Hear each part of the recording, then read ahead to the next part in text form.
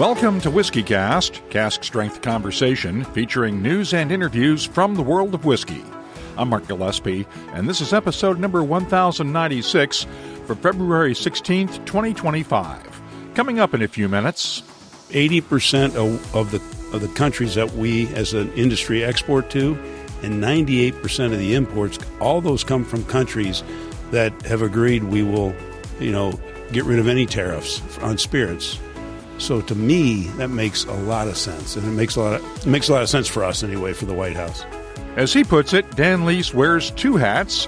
His day-to-day job is CEO of the importer and distiller Hotaling and Company, and he's also the chairman of the Distilled Spirits Council this year.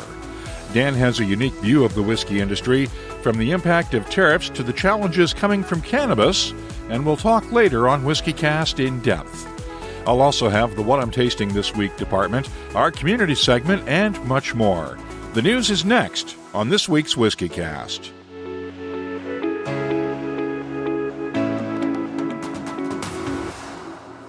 The second release in Dewar's four-part collector series, Dewar's Double Double 38-Year-Old, is now available. It's a tribute to the Scottish Highlands, and it's like nothing you've had before. More in a minute. Let's get started with the week's news. It's brought to you by the Dalmore.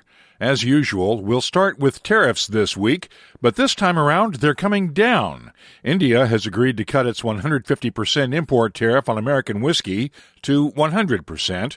That move follows a meeting this week between President Donald Trump and Indian Prime Minister Narendra Modi. The tariff remains at 150% for Scotch whiskies and those from other countries. That's important to keep in mind because India now has become the largest export destination for Scotch whiskey by volume, leapfrogging France to take over the top spot. The Scotch Whisky Association released 2024 export data this week, showing a 3.4% decline in exports over 2023 by value and a 3.9% increase by volume, showing consumers are trending toward less expensive whiskeys. The U.S. remains the largest export market by value, despite a 1% drop in exports during 2024, followed by France, Singapore, Taiwan, and India. India and France remain the two most valuable export markets by volume, followed by the U.S., Japan, and Spain. One interesting note out of the SWA report, they compared 2024 data to the last pre-COVID year of 2019. The U.S. turned in a 3.7% increase in volume during that period, but the value of those bottles fell by 9%, confirming the trend away from premiumization. The Distilled Spirits Council also released its annual economic report this week. Spirits maintained their market share, even as sales declined by 1.1% in value. Once again, volume was up slightly, led by ready-to-drink cocktails, or RTDs, which gained 16.5%. American whiskey sales were down by nearly 2%. Discus executives cited inflation and higher interest rates for the overall decline in sales. In other news, cleanup work continues in Lynchburg, Tennessee, where a Jack Daniel's rickhouse suffered a partial collapse on Sunday night. Rickhouse 215 was built back in the late 1960s and had a capacity of 19,000 barrels of whiskey. It's believed only about 15% of the barrels in the rickhouse were damaged in the collapse. No one was hurt. Whiskey Magazine handed out a bunch of awards in this year's Icons of Whiskey rounds for the U.S. and the rest of the world. In that round, Zidem Distillers of the Netherlands was named Distiller of the Year, while Hiram Walker Distillery's Dr. Don Livermore was named Master Blender and Distiller of the Year. Buffalo Trace's new brand home in London was named Visitor Attraction of the Year, and Canada's Jamie Johnson of the Balvenie and Glenfiddich was named Scotch Whisky Ambassador of the Year. Rob Patchett of Cotswolds Distillery was named World Whisky Ambassador. In the U.S. round, Bardstown Bourbon Company was named Distiller of the Year, while Riley Henderson of Few Spirits was named Distillery Manager of the Year.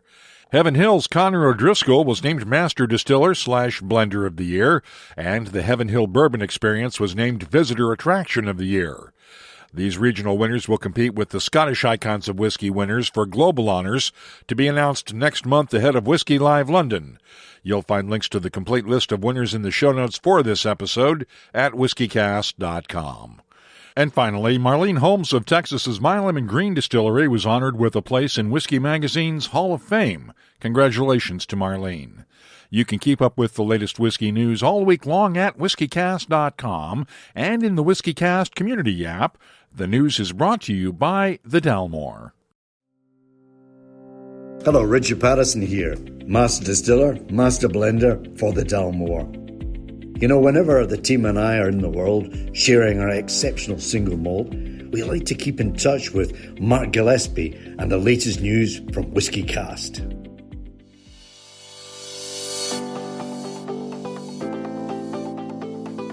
Let's take a quick look at the calendar and see what's taking place around the world of whiskey.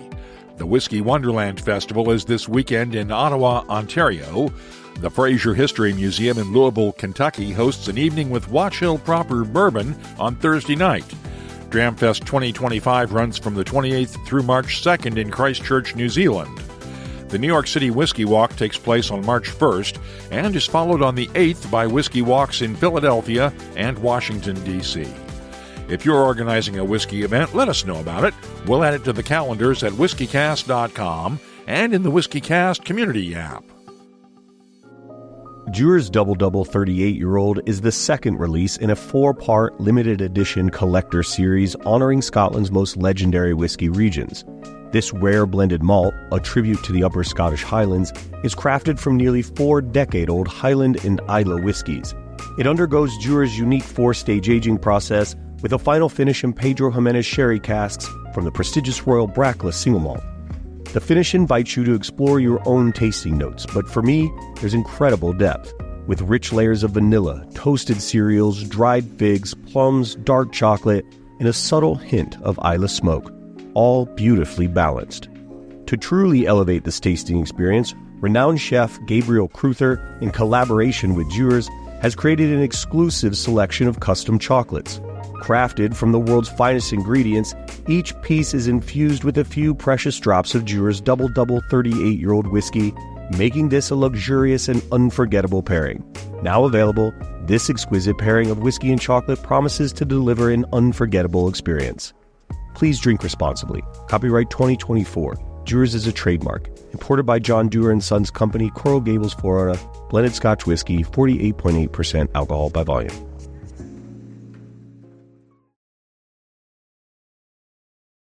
Last time around, we heard from retiring Hotaling & Company Master Distiller Bruce Joseph, who officially stepped down this week after 45 years with the company. And during last week's episode, I made a big mistake. I referred to the late Fritz Maytag, the founder of Anchor Brewing and Distilling, which later became Hotaling & Company. Fritz is very much still alive and kicking at age 87, and I regret the error. I was in San Francisco for Bruce Joseph's retirement dinner on Wednesday night and had the chance to sit down for an interview with Hotaling CEO Dan Leese. Here's this week's WhiskyCast in depth. First of all, since we're here to talk about Bruce Joseph, let's talk about what he means to this company. Well, Bruce is he's the conduit from the beginning, from our first, I guess it was 94. 94 was when we started distilling spirits. And he's hands on it since the beginning. So he literally was number one. He's the conduit all the way through from when Anchor was sold to Tony Folio and that group, and became Hotaling up through now. He's meant everything. How do you replace him? Well, he's got a couple of understudies that have been working with him for several years now. So I think replacing him will be hard, but I think carrying on the tradition, they know how to do it. Turning to other things, how's business going these days?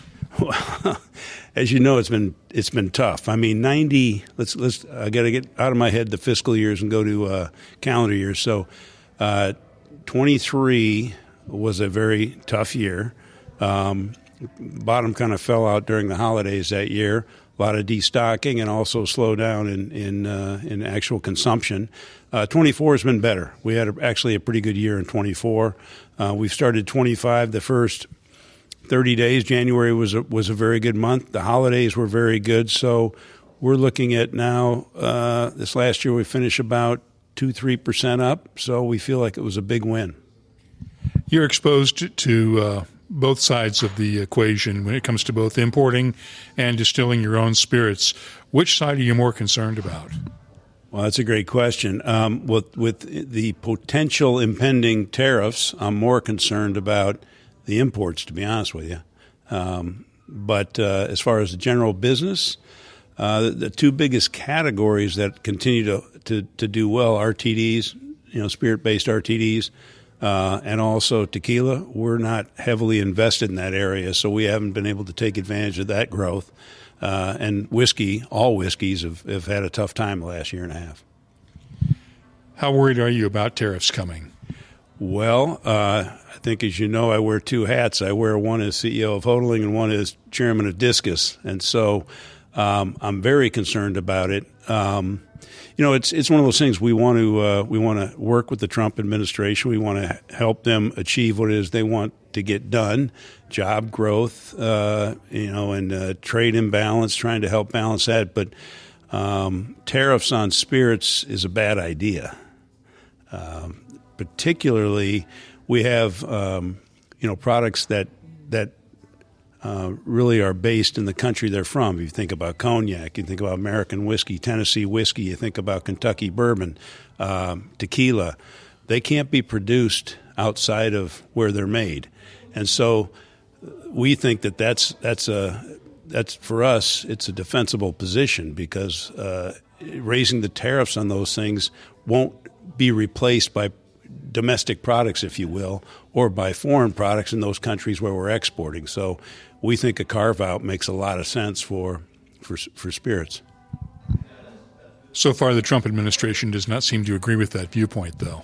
Well, I think we're making some headway. I mean, we're working with Spirits Canada. We work with the Scottish Whisky Association.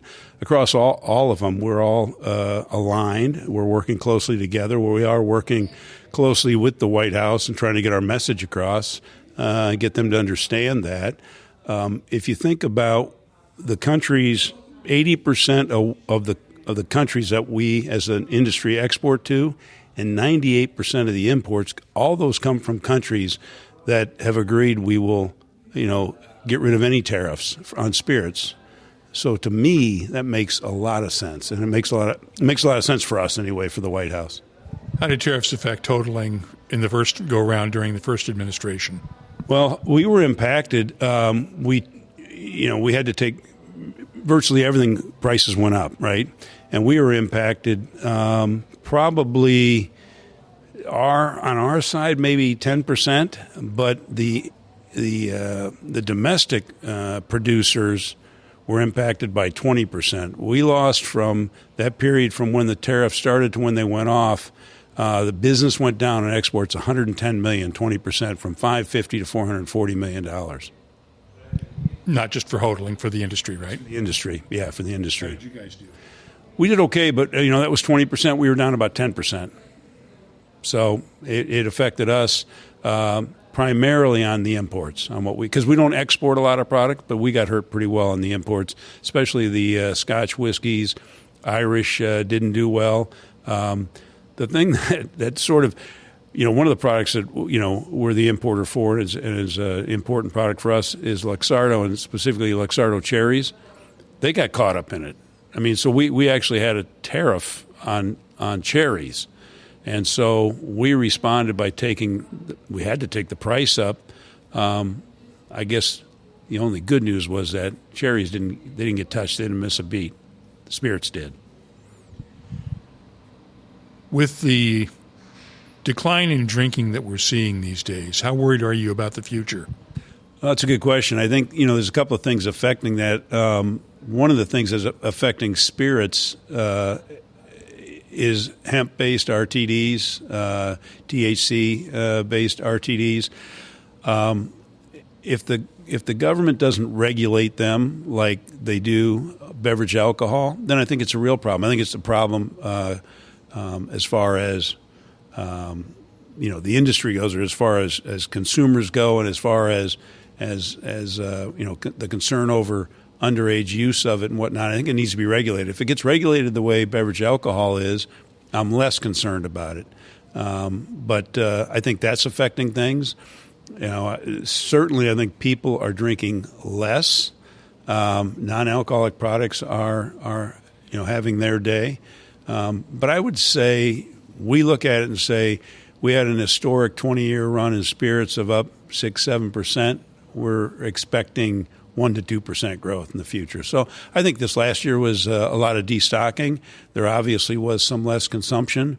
If you add in the spirit-based RTDs, industry was actually up about 1.5-2%. I think there'll just be a continued shifting. But, it concerns me that there'll be a little bit of speed off the ball, if you will, but we still expect 1% to 2% growth. Are you worried about competition from cannabis now that it's legal in many states? Yes, but more so the way THC products and hemp are used in RTDs. It definitely is having an impact. Give me a sense of what the future looks like 5 years out from now, if you can. On the spirits industry? Yeah. Well, I don't know look, there's a changing demographics always change in consumption patterns and also the types of categories that do well.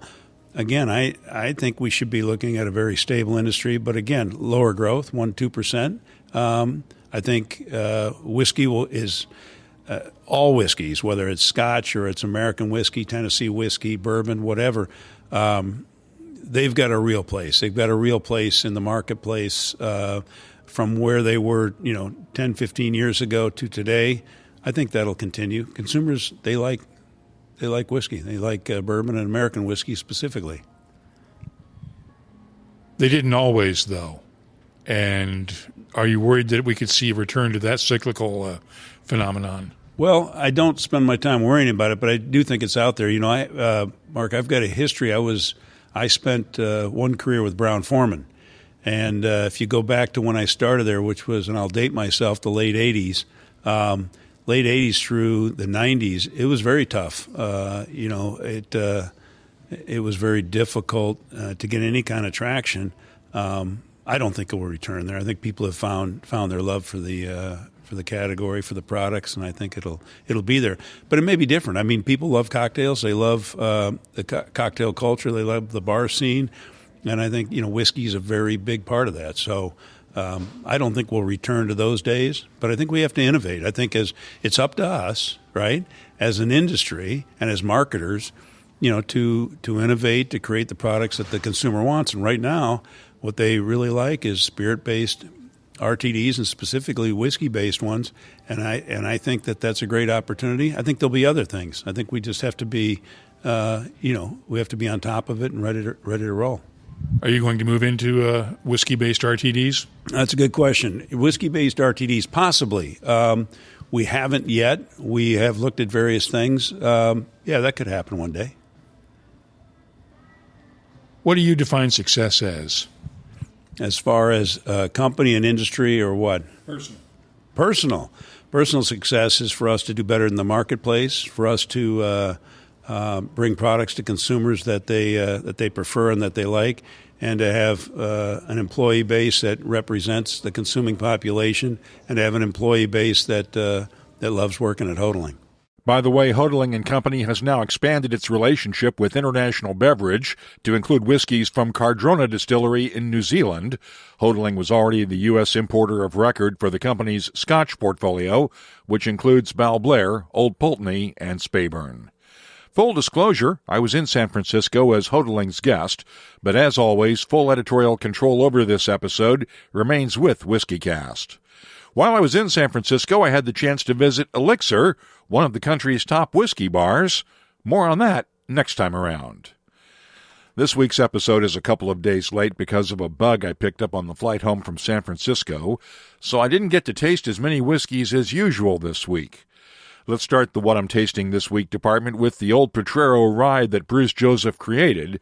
Its age has changed over the years, and it's now a 6-year-old rye whiskey bottled at 48.5% ABV.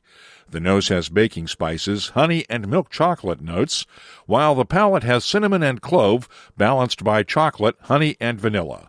Adding a few drops of water opens up chocolate and adds a touch of dried flowers, and the finish is long with a nice spicy touch on the tip of the tongue. I'm scoring the Old Potrero rye whiskey a 92. Hotaling also produces the Hirsch line of whiskeys, and with one exception, all of them are distilled at Bardstown Bourbon Company. That exception is the Hirsch American Single Malt Bruce Joseph told us about last week. It's called The Departure and was matured for 6 years and 9 months. It's bottled at 48% ABV, and the nose is malty with touches of dried flowers, honey, and vanilla. The taste is oily and thick with a nice malty touch of barley sugar, anise, dried flowers, and a hint of jasmine. The finish is long with subtle spices, barley sugar, and a hint of honey. I'm scoring the Hirsch Departure American Single Malt a 92. I'll be adding these whiskeys to our searchable list of more than 3,800 whiskeys from all over the world. Check it out this week at whiskycast.com. Let's open up the WhiskyCast community app now and see what people are talking about this week in our community segment.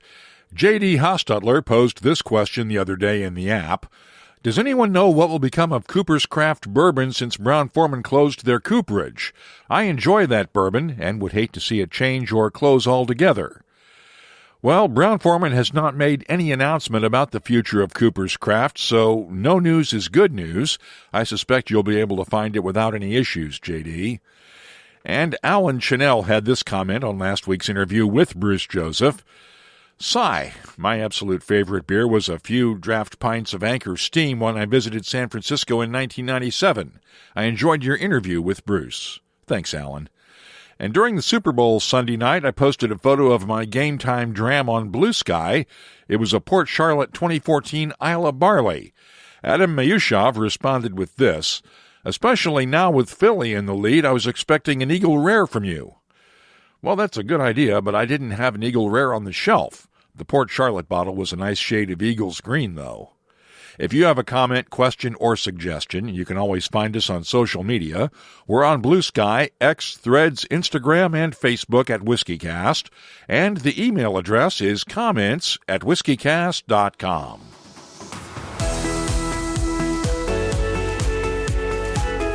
That's all for this episode of WhiskyCast. Behind the Label will return next week, along with our visit to Elixir in San Francisco. You'll find links for the stories in this episode in our show notes at whiskycast.com. That's also where you'll find the latest news, my tasting notes, the calendar of events, and, of course, a complete archive of past episodes going all the way back to 2005. If you like the podcast, please take a minute to leave a rating or review on your favorite podcast app. It helps others discover WhiskyCast. And, of course, you can always tell a friend.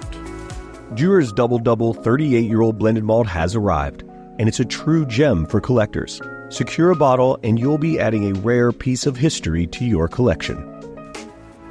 WhiskyCast is a production of Cask Strength Media, copyright 2025, and comes to you from the charming, yet regrettably dry town of Haddonfield, New Jersey.